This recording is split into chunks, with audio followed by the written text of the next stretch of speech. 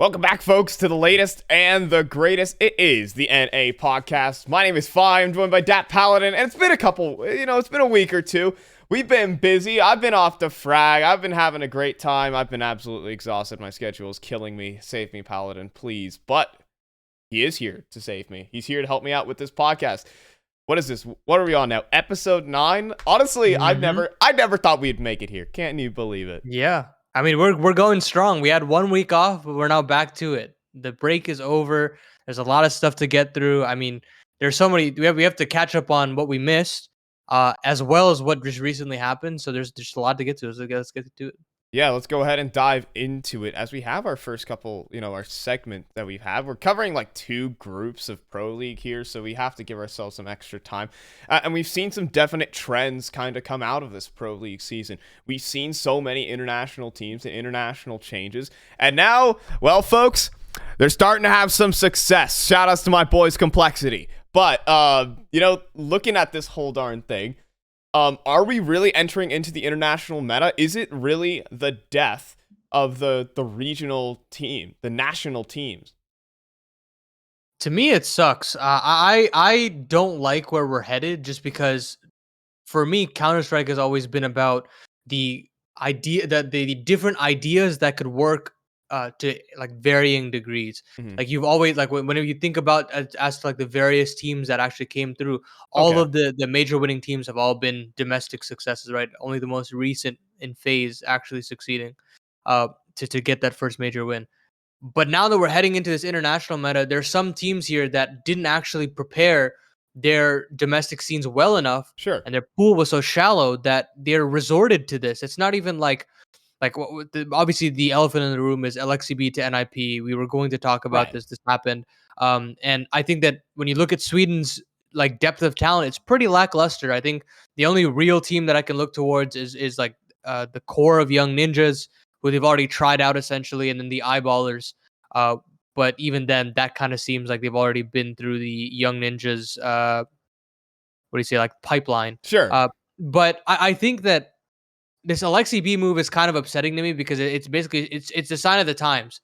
This Vitality, a Fnatic as well, they've all kind of lost their identity, and they're kind of rolling themselves into this one trick pony of just picking and choosing stuff from the international scene instead of actually trying to forge their own identity as a team. So I'm feeling like we're heading to a more like a League of Legends area where they just kind of like pick and choose whoever they want and make whatever they want, right? Yeah. It's worrying for me. Yeah, I mean, the funniest part about like the League of Legends pipeline is NA teams are literally like one North American player. It's like, you guys are your North American champions. And it's starting to turn out a little bit like that. Look, when I was watching Complexities this weekend, I was the most invested in a Counter-Strike game I could have possibly been. I can't remember the last time I was that invested in a CS game. I was live tweeting out my ass. But it was so good. It was so, I mean, the idea of a national team though creates, a dedicated viewer base. And I think that's what is really powered CS as of late. More than anything, is having a dedicated viewer base, people who are dedicated to their country, especially like, say, in Denmark. If Astralis ever went international, it would be a travesty, if you want to think of it like that, because it's people who are so driven by their countries. Personally, I think this is not a great direction for CS, because why people watch this is to be invested, right? And when you have a national team, there is something to be invested in. I'm sure the Spanish fan base, English is difficult at 8 a.m. The Spanish fan base was absolutely alight when Movistar Riders was having their run in Cologne. Like, they were, I mean, Dragon Knights were everywhere, right? People laughing at me in the chat for being on the West Coast. Shut up, heathens. But anyways, look. Point to chat aside, people harassing me aside. It's so, having your national team is what drives you to watch this game. And the more international teams you have, the more synthetic the game feels. To be honest, how are we getting behind G2? How are you? like the personalities on it's all of a sudden, you're directing it away from national fan base and you're putting more emphasis onto organizations to create personalities around their players. And that's where you're running into the Valorant problem, where your players don't have the personalities to really hold a fan base. All you have is your national pride. So that's why I don't really like it. But in terms of, having successful teams, I think international has to be the way to go, right, Pally? Yeah, I mean, you can see like Cole obviously is incredibly revitalized with the Halzerk. They look like a completely different team. It's been doing a lot of work for them, honestly. You look at Vitality shifting out Masuta and losing their French core and adding in Spinks. Their firepower is now incredibly successful. I mean, this international meta makes sense, but I think I've had this conversation multiple times. It sucks that this is the last resort that we have to go through, because if you look at it from a business perspective and an organizational perspective, you kind of have no choice. You have to do this, and I think that's the main issue. And you also look at the regional teams that are trying to stick it out. You look at Big. I think that's the biggest proponent, where you think about the core of this team has a lot of potential, but they aren't actually able to convert in their successes. They're not able to actually get it over the line because, again, the German pool of talent is very shallow. Sprout's backed out of the German roots. Like you can't dip into Sprout anymore. Like you have to dip into your academy roots, and I don't even think that that's necessarily the greatest. Obviously, they've got a couple potential stars, but the fact of the matter is they don't want to keep chopping and changing through their academy like talent that often. So I think as of right now, it's there are a lot of cons in my eyes, but inevitably the pros do outweigh them. Like when you try to stack up one another, like objectively the results are still better for these rosters. Like you look at Fnatic when they were trying to actually trundle through with the Swedish roster. Their results weren't very good, and as soon as they switched on over to that international roster, I mean, obviously they aren't at the heights of contending for titles anymore still, but they're at least in the conversation that you can break into the top 15, as opposed to like just barely scraping the bottom of the barrel through the top 30. Yeah, I mean, well, we're gonna talk on the topic I'm about to bring up in a bit, but on the flip side of that coin, Paladin, you're also seeing teams like ENCE who are definitely struggling. We'll kind of touch base on that a little bit, but there are certain caveats that you need to account for when you're talking about an international team. Even then, like roster moves, and actually there's a really good article that was put together by Nero on HLTV. Dude, I gobble that guy's threads up. Whoa, that came off wrong. But anyways, he had some great topics. I think it was specifically, I will give you the quote on, I believe it was, do teams stick around for long? Yeah, should rosters be given more time? Read that yesterday. Is an excellent read on just, the stats behind rosters and what roster changes mean.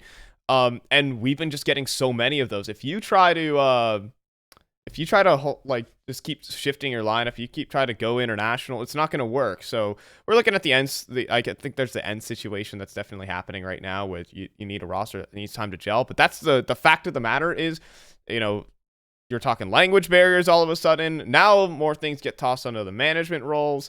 It's changing the dynamic of how you build a Counter-Strike team and who you're hiring, as well as an organization. So it's a really interesting conundrum that's been happening in the Counter-Strike space. But I don't really like, for the sake of the game, for the sake of the viewership, I don't really like the direction that it's going in. But that's just me. I think it's time to move on from the international meta. It's been such an interesting talking point over these past couple of weeks. But well, Paladin, we had a lot to say about HooXi when he got added to the lineup and after Blast, but he proved all our asses wrong with this kind of performance. He went 5-0 over there on G2 in Group B. How did it happen? Were we wrong? Were we wrong about HooXi, or are our criticisms still reasonable?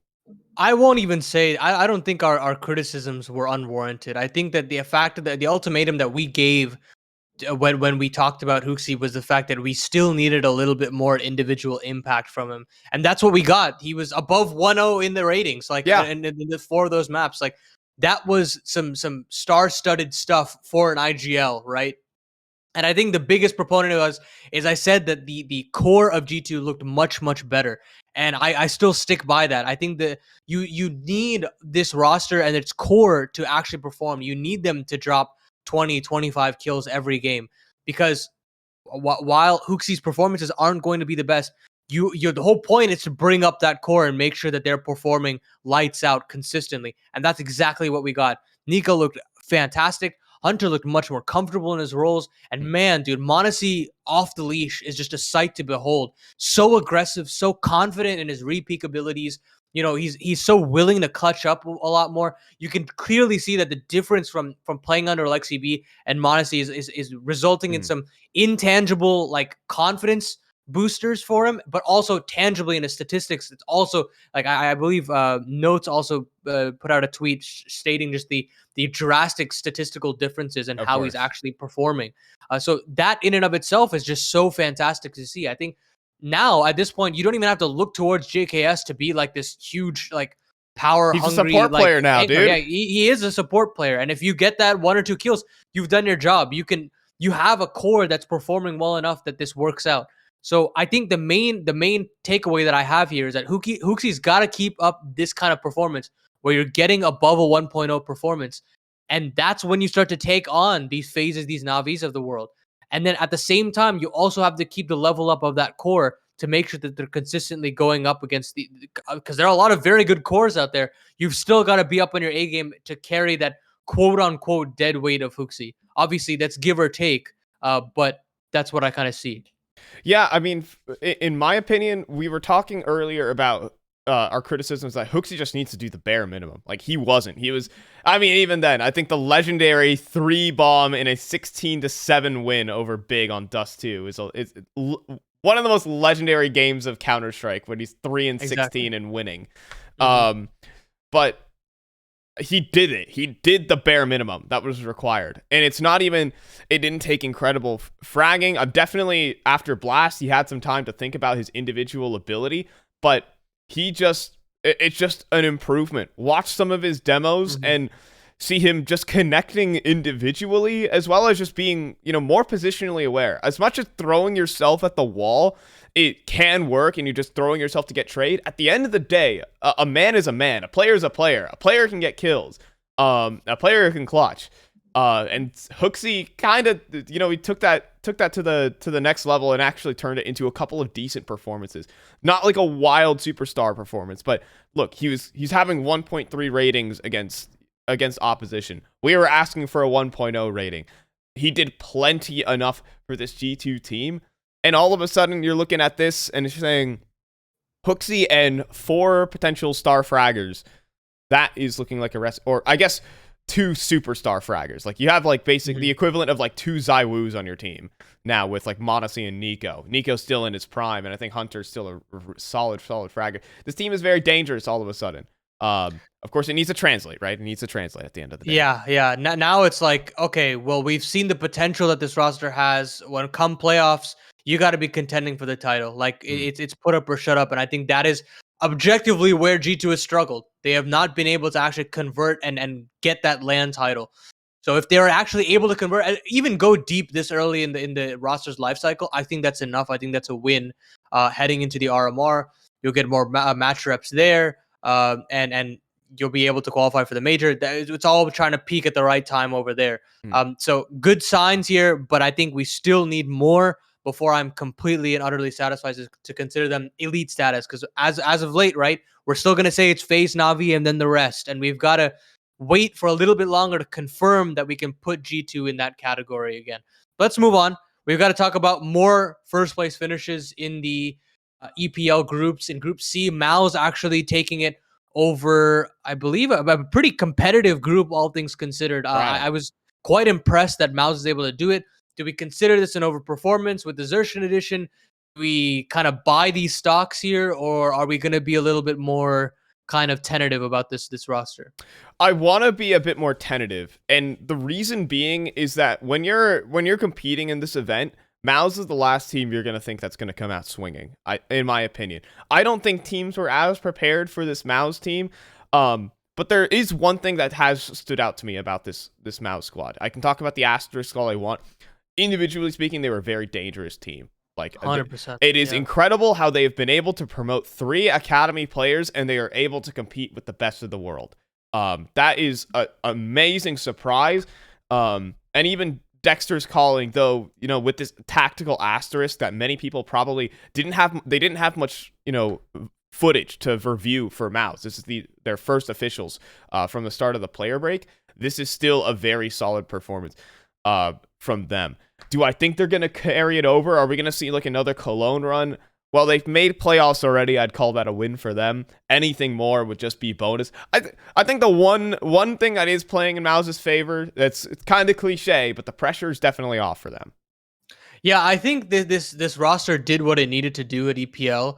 Winning the group is impressive. I think that, yeah, objectively, the calling isn't necessarily the most flashy. It's very simple pack mentality Counter-Strike where you're relying on fantastic entry work, as well as, great trade fragging, and then the lurks of Frozen. I mean, Frozen has absolutely come into his own in this roster. And I think I've discussed about this in a numerous number of talk shows prior to actually the creation of NA. But as soon as Rops departed, the number one thing that I thought about is, can Frozen become the next Rops?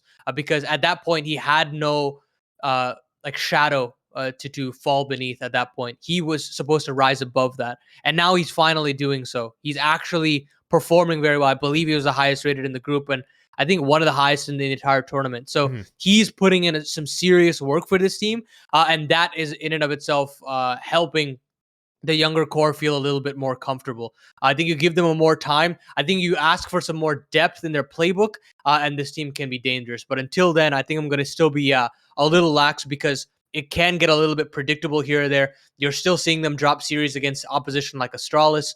And I think that in and of itself is kind of making me rear back a little bit and say I need to see a little bit more before I can kind of, again, commit to the stocks of MOUZ. Yeah.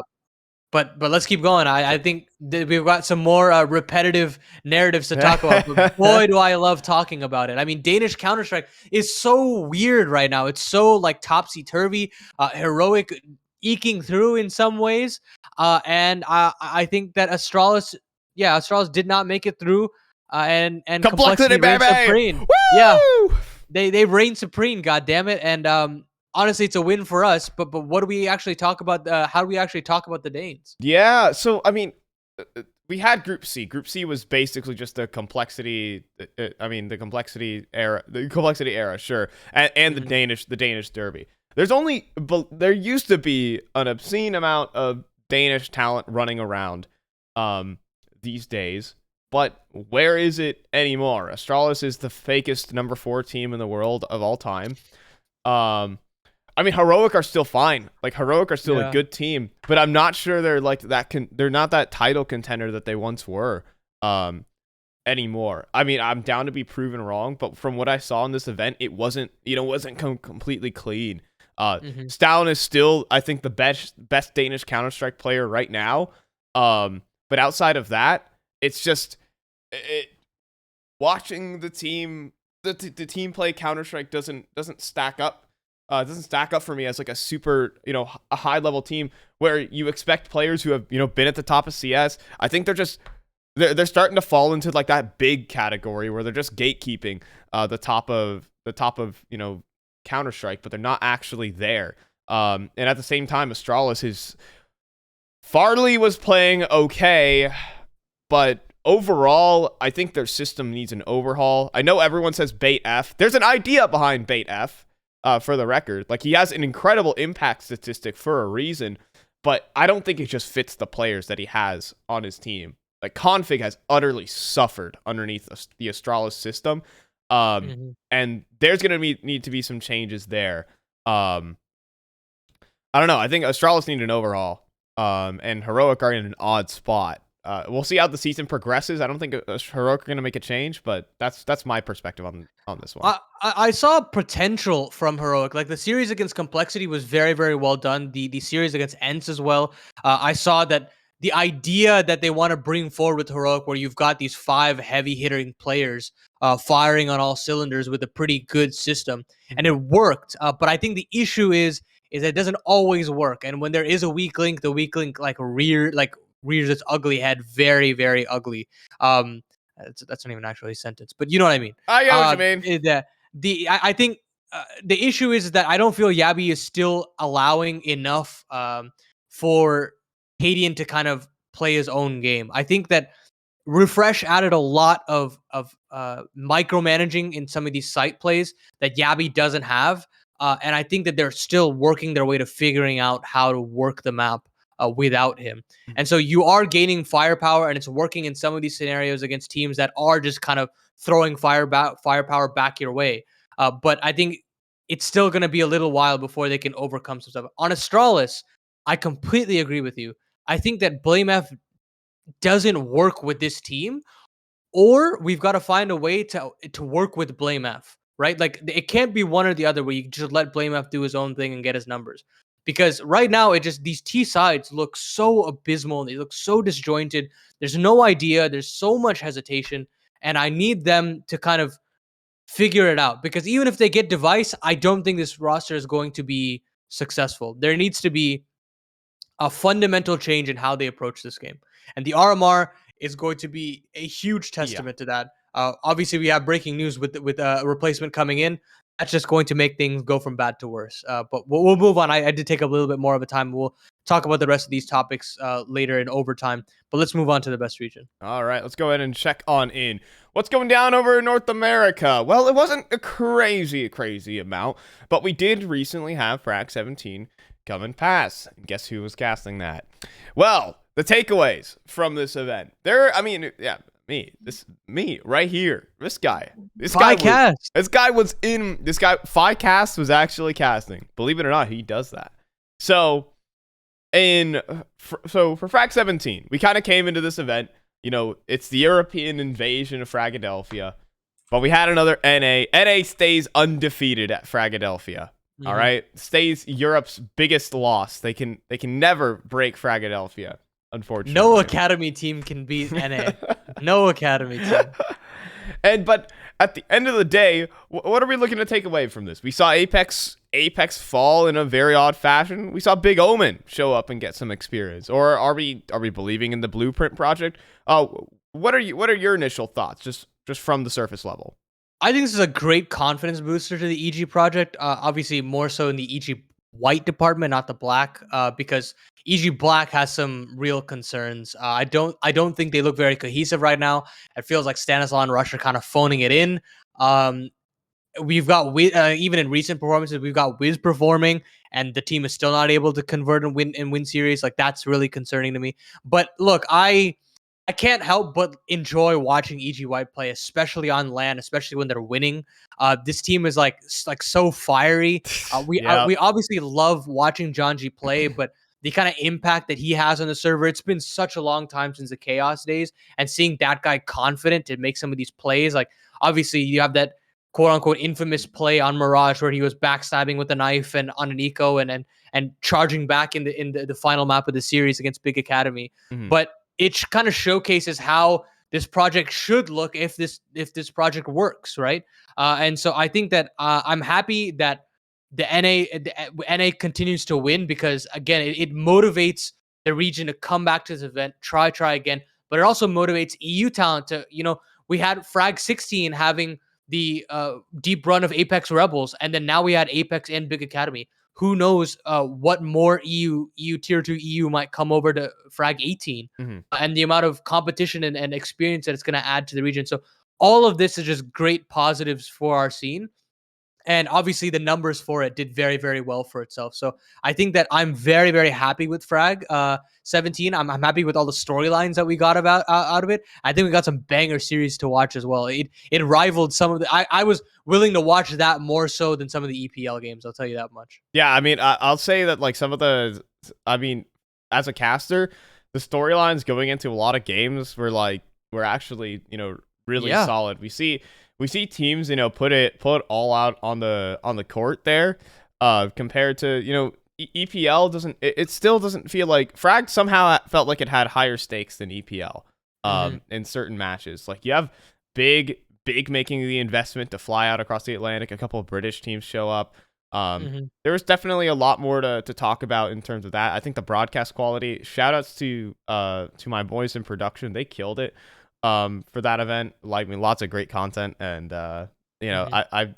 I love the frag circuit. It's developed into something super awesome, and I love to see it again. We only got 50 seconds remaining in this segment, so let's go ahead and hit on a couple of the topics that we want to hit on, because this is a big point coming through this week. Nouns, we're actually bringing in the Ex-Gaimin Gladiators. Immediate thoughts as they are heading to the RMR. Awesome. This team deserves an org in terms of the results. Say what you want about the individuals and their personalities, but this team is still putting up results. They've got a good coach in Semphis. I'm excited to see this team perform at the RMR. I think they've got potential. They got to win over an EU team of Apex in a best of 3. I'm going to say yay. When this team tries, they're so fucking insane. When they are just sometimes in officials, this team is a literal meme though. But yeah, yesterday. I cannot believe it, dude. I don't want to think about watching this team play. But when the R-Bar comes around, folks, surely they're going to put it together and they're going to destroy EU or whatever. I don't know. We'll touch back on the Rotterdam stuff. I think we're going to be even hitting on that a little bit. Yeah. So we'll hit back on that, and we'll have some time for overtime. We're going to go ahead and jump into NA or EU, your favorite segment, my favorite segment. I don't know. I'm tired of doing this intro, Paladin. I'm just going to go ahead and jump in. Let's go ahead and hit it. NA or EU. Fnatic. Miss the Blast Showdown. Oh, boy. I mean, this result was one that I was very shocked by. I think it's really cool that Sangal qualified. They've kind of found a little bit more momentum now after their big open qualifier run. But, dude, if you're Fnatic, you must be kicking yourself right now. I mean, obviously, the best of 3 series was close. It wasn't like it wasn't close. Like it wasn't Sangal, a blowout. Dude. But it's Sangal, exactly. A 50th ranked team in the world. You're expecting to make it through, especially with the performance that you showed at EPL. This should be a no-brainer. You had LDLC on the other side. I believe they weren't able to win they weren't able to win like the winner's seed match. So they actually could have avoided Sangal entirely into the grand final and just won one best of 3 and qualified. But that was upsetting. I'm going NA all day just because we need Fnatic to be at the showdown here. I mean, the level of competition is frighteningly lowering every passing qualifier. So yeah, this sucks. Look, let's not get this twisted. This is NA, 100%. But on the one hand, there is for Fnatic, they've already made EPL playoffs. I wouldn't be disappointed to not make not making the showdown. It sounds like, oh my gosh. But let's be honest here, Paladin. Do you think they'd be able to qualify through the qualifier for the qualifier? Okay. Well, but for Blast Showdown, I don't think they would have made it anyways. So for them, I wouldn't see it as a big deal. But like struggling against these level of teams, inherently, you should be able to beat them. Just on a man-to-man basis, especially LDLC, who, I mean, all things said, we were memeing on them in the summer when we saw their. Look, I understand EG have a 15-man lineup, but these people have like 30 people on the bench. All right, and they're French, and they're all and they're French. Unbelievable. I'll give the shout outs to LDLC, but Fnatic ought to be winning these, but at the same time, they're already in EPL, so who really cares? Either way, moving this one along, Vertex have just taken down Greyhound, and they are in the Blast Showdown. That is, I believe, you mentioned it, we were talking earlier, this is their first time that they have taken down this core of players. Congrats to Vertex. Do we have a new Australian contender? Dude, I'll pull up they were 14-0 Greyhound in map wins against Vertex. Not a single map. I believe, 1, 2, 3, 4. 4 of those 14 map wins were in double digits. All of the rest were single-digit stomps. Just ridiculous, right? Like, this is like C9 phase level upsets in terms of statistics. It's just nuts. But I always think about like competition breeds excellence, right? When I see results like this, it propels teams that kind of rest on their haunches. We see it even in the Asian region as well with Tai Lu. They were obviously going to be the head honchos, but once you've gotten a knock to the confidence. It tries to force you to up your game and up your confidence to make sure that, hey, we're not immortal anymore. We can actually bleed. So I'm going EU here because all this is going to do is it's going to fire up the rest of the AU region. It's going to make sure that Vertex also has an opportunity to face against upper level competition on a repetitive basis. Hey, they might not be at the RMR, but this is still some great signs for the closed qualifiers for the ESL challengers of the world, and everything of that sort. Whenever there is an international opportunity for Oceania, they'll be right on Greyhound's tail. Yeah. So I'm happy. I'm super happy to see it because we're starting to see AU fade out. We saw Order drop their lineup, and we've seen the Australians kind of falter. But I mean, now we have Encore as well. We have Vertex. We have Greyhound. And they're all competing for there's limited spots out of Australia, but admittedly, it's still something. Vertex were able to travel for the conference earlier on this year as well. I mean, okay, they got blasted, but don't get me wrong. But it's still an opportunity is an opportunity, and they've been given some. So props out to them. I mean, I'm sure we know where we're going on this one. Congratulations over to Vertex. Over next, though, the Rotterdam team list has been set. Are you hyped? Are you sleeper? Dude, this is a really good field of teams. I'm gonna go EU on this one because I think all of these teams have something to play for in this tournament. Obviously, MOUZ doesn't have to really care, and ENCE as well in terms of the conference spot. But every other team here doesn't actually earn their conference spot immediately. They have to earn it, and this is a ripe opportunity. If you look at outsiders, now is the time to kind of cement yourself as an upper echelon team. ENCE finally get some more reps after their ESL Pro League bombing. And MOUZ, they also have a chance to kind of say, look, we got to be considered top end of tier 1. This is our time to do it. We got to blast everybody out of the server. Movistar trying to prove go to last place. Yeah, don't come in last place. Yeah, like that'd be fantastic. I mean, Nixa with South Africa, like having an opportunity to play in the big leagues. Eternal Fire starting to turn some heads just with the gauntlet that they came through. Team 1, they're continuing their dominance in the NA region. Maluk finally finding some crazy form, and Fluxo finally overcoming the big hurdle of qualifying for a LAN. I mean, how many times are these guys going to make a qualification series and just capitulate? Like, seeing these guys on LAN has been an absolute must for me. So this team list is stacked. Yeah, I mean, you have an evident top 4, but you also have definite contenders. Like Team 1 at the moment, I said it going into Fragadelphia, and it's still very much true. They are on fire right now. That is just incredible for the guys over at Team 1, and I hope they can translate over that into EU. I want to see a good series. I finally want to see MOUZ make his breakout. Come on, boy, you could do it. Like Team 1, Fluxo as well. Like, this Brazilian competition is looking super interesting. And with Movistar Riders being the fakest number 5 team in the world, this is definitely going to be an interesting event. I'm on EU. I mean, also South African Counter-Strike is back at an international event. It has been a long time since we got to see one of these teams compete at one of these events. So it's cool. It's cool to see. Interesting to see how they perform. But in the back of our head, some of us kind of already know. Either way, we're gonna go ahead and leave that one by, and we'll move on to 9Z, who complete their lineup. They add in Buddha, if I get that correct. How have you been liking him, Paladin? NA or EU? I mean, he's been farming in terms of some of these series that he's playing. That's obviously great to see. I believe it was Rocks that had to get the boot, and I'd say that he was the weak link, but I don't even know. I can't even say completely that he was. It's good that you're keeping around DGT and Max. I mean, David, NQZ, they've all been doing their part. So I guess you could say that Rocks had to go. But I still want to see them at LAN. I want to see what they can do and if they can replicate some of the successes that they've had previously. And if they can eclipse that. I mean, they're sitting at rank number 32 in the world. They've got a really tough road ahead of them at the Americas RMR. It's not going to be easy. I'm just going to go with EU just because of the potential that this roster has. I'm hype about it. I want to see. I mean, keeping this roster young is very important with the style of Counter-Strike that they play.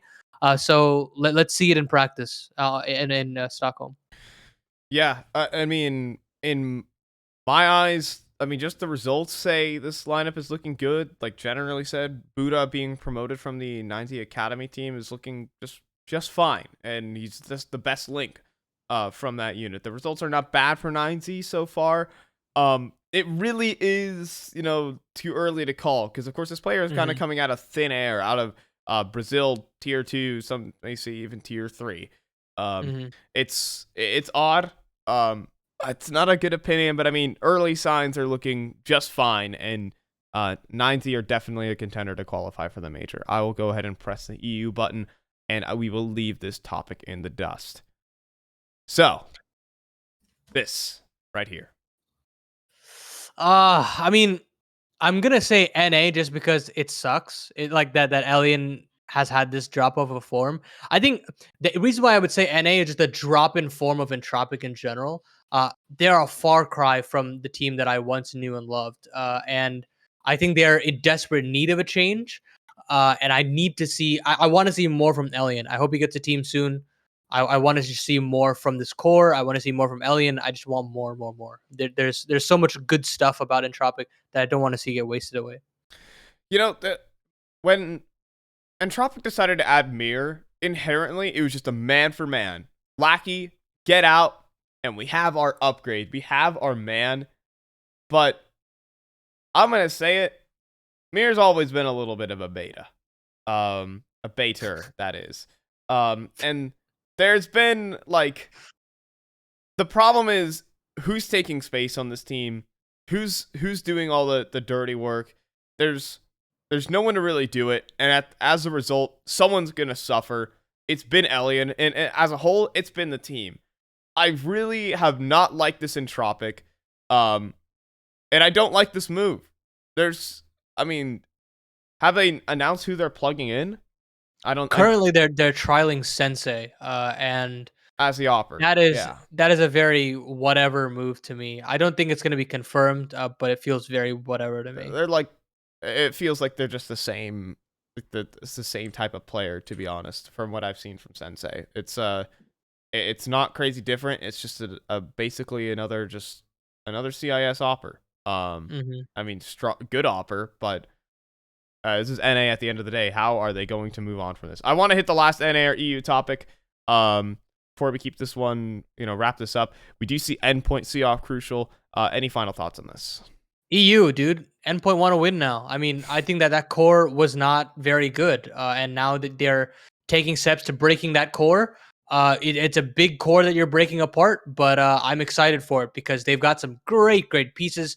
I've heard the conversation about how a lot of the Endpoint style is to bolster one-star player on your team and make them have as good statistics as possible so you can sell them off for a good profit. But that theory is wild to me. I hope that's not proven. They're selling right. nerds, dude. What do you mean? Yeah, exactly.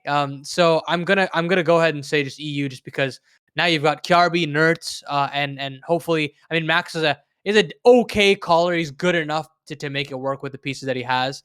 So this team could look good if they can pick up a good opper. Yeah. I mean, I personally thought Crucial was doing just fine in EPL. But if there's going to be a change to be making on this team, I think it does have to be Crucial at the end of the day. I'm not sure. You can't really replace your... I mean, every team solution is to replace your support rifler. But this is a change that I think just needs to happen. Something just needs to be overhauled a little bit in the Endpoint camp. And adding in a new piece, who knows? Maybe you can sell them off as well. There's always another opportunity here for Endpoint. So for Europe's favorite feeder team, shout outs to them. Actually, they're basically just OG Academy at this rate. Yeah, it's true. That's true. Oh my goodness. So you're absolutely right. All right. Anyways, shout outs to Endpoint. But yeah, things just need to happen. On to the next though. We have our recap. Through the looking glass, heading on into it, we finally get to actually preview a group on time, and this one being Group B. Paladin, is this one already decided? Well, I'm actually really excited to just see C9 and Liquid back on the server again. I think C9, you've got to give them a little bit of time, maybe a series here or there to just get worn back up into things. But I think one of the best parts about C9 is when they come prepared. They come prepared, man. Like these guys come dialed in and ready to go. So I'm expecting big things from C9, and we've gushed about Liquid for quite a number of podcasts since its inception. I think this team is very, very good. The core is absolutely phenomenal, and they've been again given more time to kind of solidify their more EU centric tendencies with Yekindar in the lineup. So I'm really excited to see both of these guys in the server. But yeah, I have to agree. I think this might be kind of pre-decided, especially with the top two. But with the third spot, that's where I think the talk can actually Yeah. collapse in a number of different ways. Everyone's favorite number 5 team in the world, folks. Movistar Riders are at Goated. risk. Everyone thinks they're gonna come last. I'm so ready for them to make playoffs and just prove everyone wrong. Right? Yeah. They've lost like EU main teams, man. I don't know what to think about this, man. What a fall from grace. Anyways, but yeah, I completely agree on your sentiment here, and I think everyone kind of feels the same. C9 and Liquid overwhelmingly should take this group. It should just be a cool battle between those two on like the last day to see who's going to be the first seed. There's no question about that. But yeah, the Ghost Riders. We're not talking about the super OP Marvel superhero. We're not talking about him. We are talking about these people. Think bed sheet over the body. Yeah. Like they're kind of riding their bicycles. Over the tricycle, actually. There you go. Yeah. It's just such a bummer. I mean, I think they obviously took a huge momentum hit and like a mentality hit. And it sucks that that's what happened, but that is just the reality of the situation. Like Martineza is not Sun Pius, and that puts a lot of onus on Mopaz's shoulders to perform, and he isn't able to kind of perform that way any longer, and that sucks. I mean, yeah, obviously losing to main teams is not good in any sense of the word. Not qualifying for the RMR is not good. So I don't have very high expectations for them. If they can at least compete for the playoff spot, hey, that's a win in and of itself. If they get a best of 3 win, that's a win. I'm straight up. I just need to see improvement from this team, and I'm seeing just like a steep decline. Like that's all I'm seeing. I can't believe we had hype for this team in the summer. It's a bummer. It's a real bummer. Well, because when they lost some Pius, let's be honest. Right. I mean, I just think the structure of it was always interesting in the terms of like, hey, we've got another national team on the cards. When in a world where we are shifting to the international meta, as we just discussed previously, having a Spanish team is just really cool for our scene. But now that it seems that kind of they're just literally back to square one. They're back to where they were in like 2019, where they're just gliding around like the top 70 to 80. They'll get invites for sure. I mean, they'll coast on through the Iberian qualifiers. Even who knows in that not now nowadays either, because you've got Saw and FTW waiting in the wings. So I mean, I'm sure they're gonna collect maybe an invite for like Kato potentially, which would be hilarious, or like 2023. I'm not sure, just because I'm not sure how ESL rank decay works, but they might still be able to stick around. Who knows? But well, this is going to be the real test here, Movistar. How has your player break really been? I mean, typically teams throw everything at the wall when it comes to the RMR qualifiers, and if you couldn't make it there, I don't know what's going on. On to Furia, though, which, gosh, I don't know what is happening with my graphics today, but I will give you my Furia graphic, and we will forget about that. Any expectations for this team? This is going to be their first official being played post-player break. It's been, nearly 3 months since Cologne, where they were competing there. Were they competing? Yeah, they were competing at Cologne, but it wasn't a fruitful affair. Now heading here, I think most people think of this team as the guaranteed third place team. If you're Furia, the time is up. I mean, the excuses have run dry. There is a full expectation and an expectation that you compete for the first place spot in this group. You are heading into the RMRs which is going to be brutal. It's not going to be easy completely. It's not going to be a walk in the park, especially with some of these teams starting to peak. And you've got to peak. You are playing in your home country. You are expected to make the playoffs of the major. That is what your country is kind of putting the pressure on you. You've had time to integrate Safe into the lineup, make him feel comfortable. You've had time to make Drop feel like a proper fifth on this team. To me, there is no excuses, and I have full expectation that they will qualify. However, if they don't, this is going to be very, very worrying for the RMR. It's going to be very worrying for Brazil heading into the major. Look, there might be a depth of talent in terms of similar caliber teams, but you guys want to stay fighting in the playoff stage in that big football stadium to play in front of your hometown like that and home crowd. Yeah. And you've got to do it if you're Furia. You've got to do it. I mean, you got to put everything out here. You have to come into the season in red hot form. There's like 100%, yeah. I mean, it's not the major yet. I get it, Furia, but you have to start coming up with the goods now. And for the sake of Counter-Strike, I hope they play good Counter-Strike. Oh my god, yeah. For the sake of Counter-Strike, I hope they play good Counter-Strike.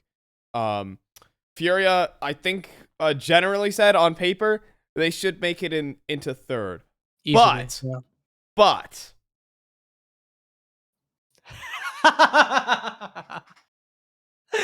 oh man. Oh man. Oh god. I'm not gonna read this headline.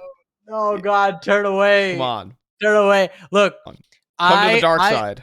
I liked watching Breeze in like a couple of the series where he actually looked like he had some semblance of form again. Yeah, we saw that. But we'll talk more about it in Stonks. But there is one individual on this team that could do some frightening things. They might. Be aware. Get out your copium, chat. Be aware. Get out your copium. Be aware. They might have a chance. Eternal Fire, any thoughts and opinions? You think they're going to do something here? I mean, there's potential. There's potential here that they could do damage. Their map pool is getting deeper. They're still finding success with Major being an absolute deadweight on their team. Their core is actually looking pretty good. Woxix putting up good numbers. Zentars is still farming. Like, basically, the whole issue was that you'd have one player perform very well and everybody else drop off a cliff because one person had to IGL and two people had to play really shit roles. But now you've got a pretty balanced squad. Now it's just the question of, is Paz and Major going to be that much of a deadweight that this team can't perform? Or will they rise up to the occasion? I have expectations for them to at least compete against an EG, a Movistar, and take series wins off of them. However, I don't know if they are ready for the next step beyond that. I'm excited, though. I'm excited to at least see them on land because there's always fireworks on display when they play.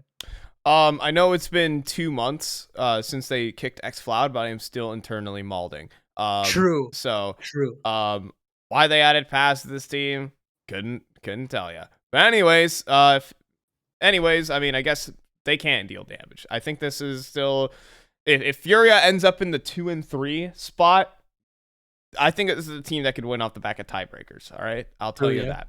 So we'll go ahead and see. But now we're gonna go ahead and head over to one of our last segments here on the NA podcast. It's been a little bit. It's been like 2 weeks, and now we finally get to check back in on Stonks, our Group D investments, the final group of Pro League. Can you believe it, Paladin? Can you believe it? Aren't you excited?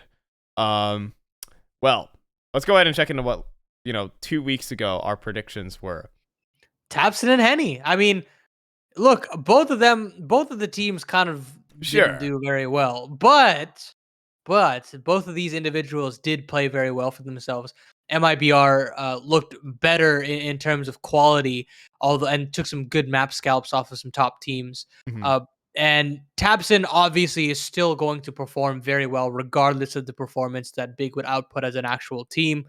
So all in all, I'd say it's a pretty okay result for last week's Stonks. I think hopefully this week's Stonks will actually be much better. I have a little bit more faith that these will actually turn out to be some pretty big brain moves, and we will be just like the individual to our right here. There we go. Him. That over there.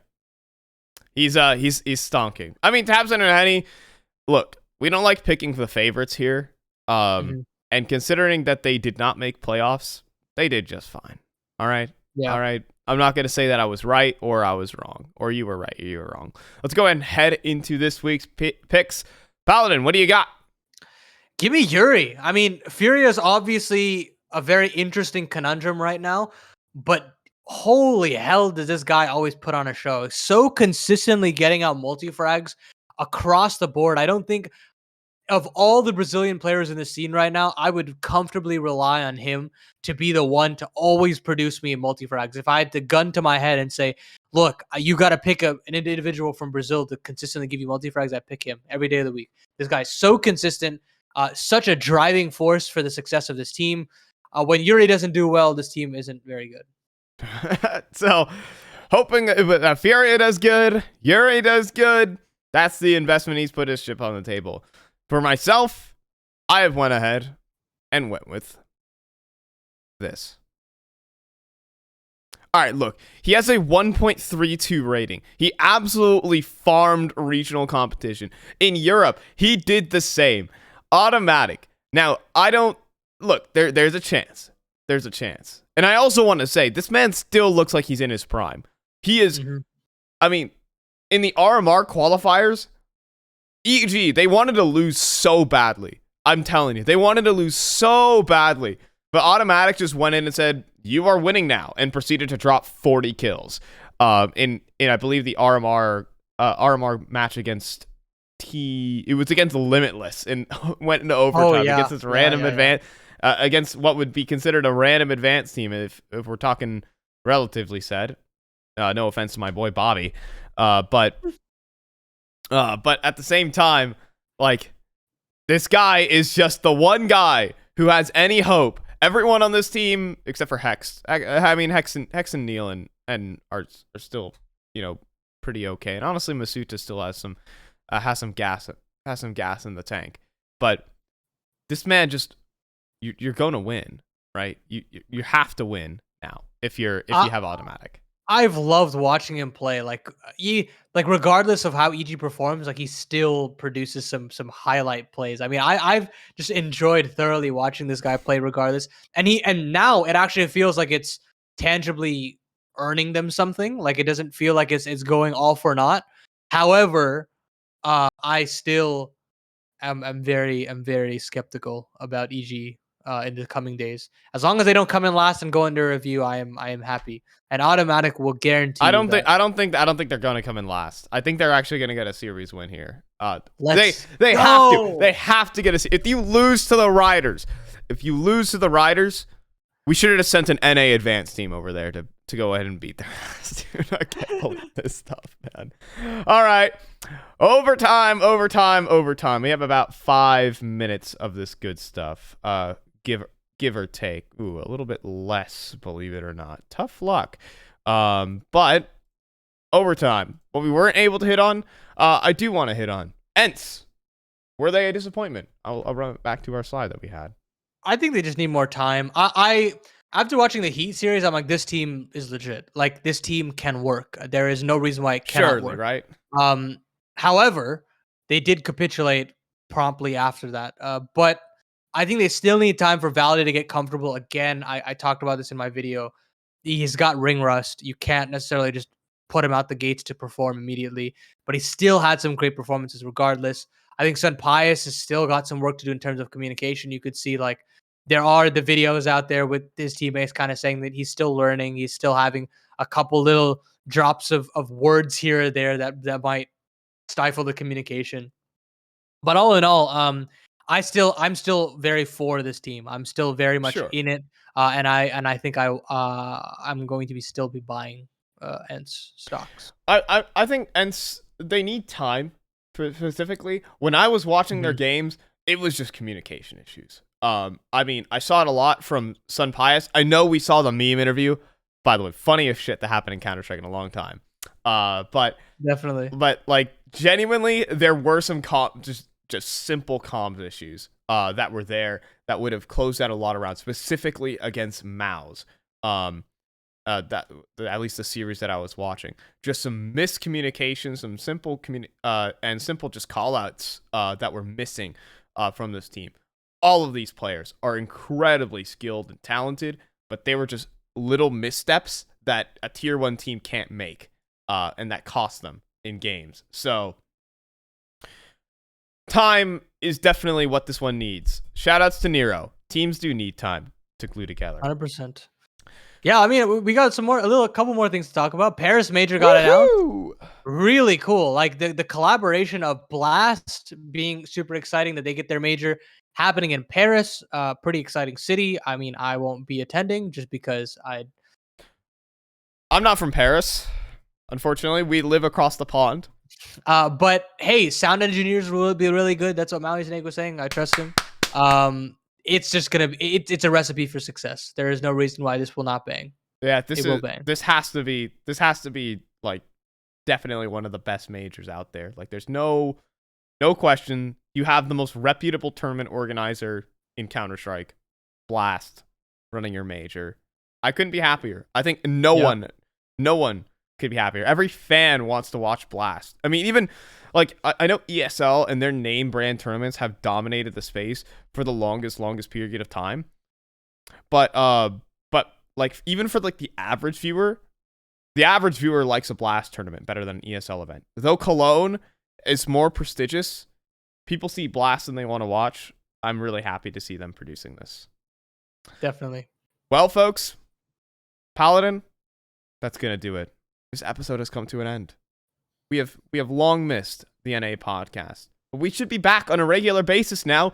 Back on, well, we normally stream Monday nights, but this is Tuesday morning. You know, I kind of like it. I wish I had my cup of coffee so I could really enjoy it and, you know, tell everyone that I'm vibing or something like that, even though I am wasted right now. But episode 9 is a wrap here, Paladin.